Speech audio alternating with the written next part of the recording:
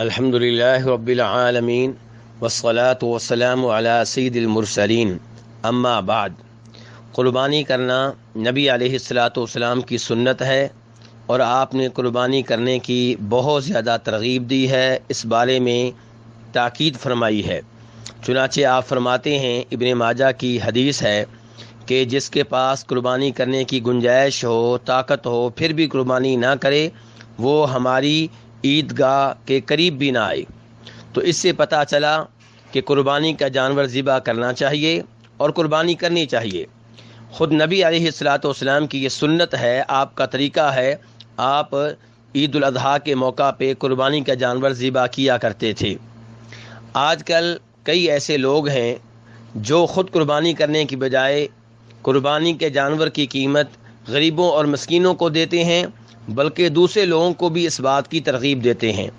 یاد رہے کہ یہ عمل درست نہیں ہے، یہ نبی علیہ السلام کی سنت سے اعراض ہے، یہ شریعت سے اعراض ہے۔ شریعت نے یہ نہیں کہا کہ آپ قربانی کے جانور کی قیمت غریبوں کو دیں، بلکہ شریعت یہ چاہتی ہے کہ آپ اللہ کی راہ میں قربانی کا جانور ذبح کریں۔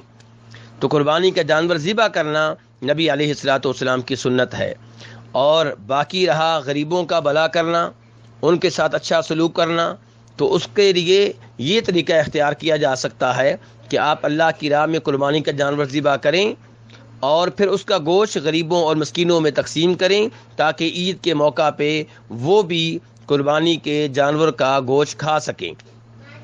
اور غریبوں کی مدد کرنے کا ایک طریقہ یہ بھی ہے کہ آپ قربانی کا جانور ذبح کریں اور اس کے ساتھ ساتھ آپ غریبوں کو اتنے پیسے دیں کہ وہ بھی قربانی کا جانور ذبح کر سکیں۔ لیکن یہ کہ خود آپ قربانی کا جانور ذبح نہ کریں اور اس کی قیمت غریبوں اور مسکینوں کو دے دیں، تو یہ نبی علیہ السلام کی شریعت سے اعراض ہے اور یہ درست نہیں ہے، یہ بہت ہی خطرناک سوچ ہے۔ اللہ تبارک و تعالیٰ سے دعا ہے کہ وہ ہمیں نبی علیہ السلام کے طریقے پہ چلنے کی توفیق عنایت فرمائے۔ آپ نے فرمایا تھا، فمن رغب عن سنتی فلیس منی، جو میرے طریقے سے اعراض کرے، میری سنت سے اعراض کرے، وہ میرا نہیں ہے۔